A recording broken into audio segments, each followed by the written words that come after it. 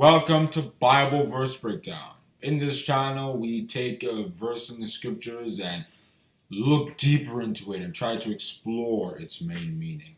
The verse for this episode is Isaiah chapter 32 verse 1. So without further ado, let's get into it. In Isaiah chapter 32 verse 1, Isaiah the prophet stated, "Behold, a king shall reign in righteousness, and princes shall rule in judgment."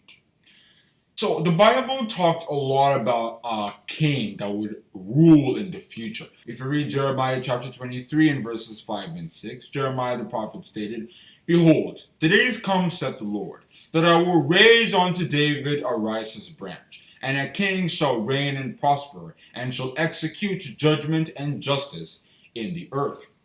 And if you read Matthew chapter 9 verse 27, Jesus Christ was called the Son of David. Therefore, those places in the scriptures that refer to this future king is Jesus Christ. The thing is, in the time we're living in, it's no more really future, because Jesus Christ gave us signs of the times in Matthew chapter 24.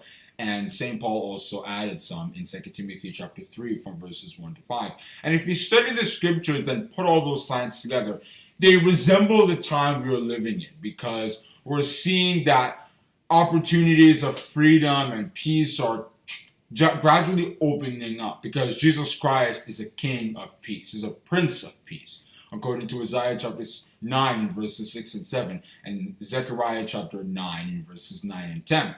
And we can see that things are beginning to change. People don't like war and oppression anymore. People are fighting against that all over the world. It's in fulfillment of the fact that the kingdom of God has been established. And there are many other things that go into that. If you watch my verse breakdown on Revelation chapter 12 verse 7, the whole video was about how we are living in the last days. And in Psalm chapter 21 verse 3, it described how when Jesus Christ was crowned king, there was a lot of glory and honor and majesty. Thou preventest him with the blessings of goodness. Thou settest a crown of pure gold on his head. The reason why there was so much joy was because this was how God's plan was going to finally prevail over Satan's works, both in heaven and in earth. But the thing is, no king really rules by himself. If you look at presidents and prime ministers, they always have ministers that rule with him and preside over other matters while the president or prime minister presides over them. And the Bible talks a lot about how Jesus Christ would not rule alone. He would have apostles who would be judges or ministers to him, his kingship. If you read places like Luke chapter 22 from verses 28 to 30, that was where he promised them that they would take part in ruling with him in the kingdom.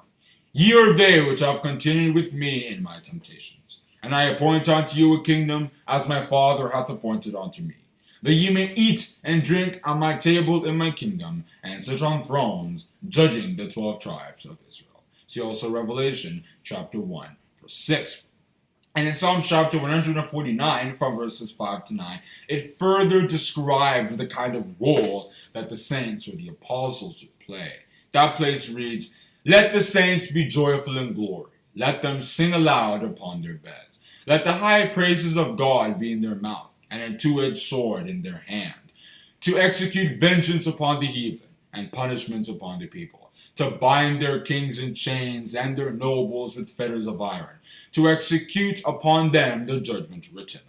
This honor have all his saints. Praise ye the Lord." And Jesus Christ and his cabinet members will continue to be in power until eventually all of Satan's works are subdued, according to 1 Corinthians chapter 15 from verses 24 to 28. And we should celebrate and herald the fact that Jesus Christ has returned and has brought his cabinet members with him and is ruling in the midst of his enemies, because this is not only in fulfillment of the Lord's Prayer, according to Matthew chapter 6 and verses 9 and 10, but it is for our own good in the end.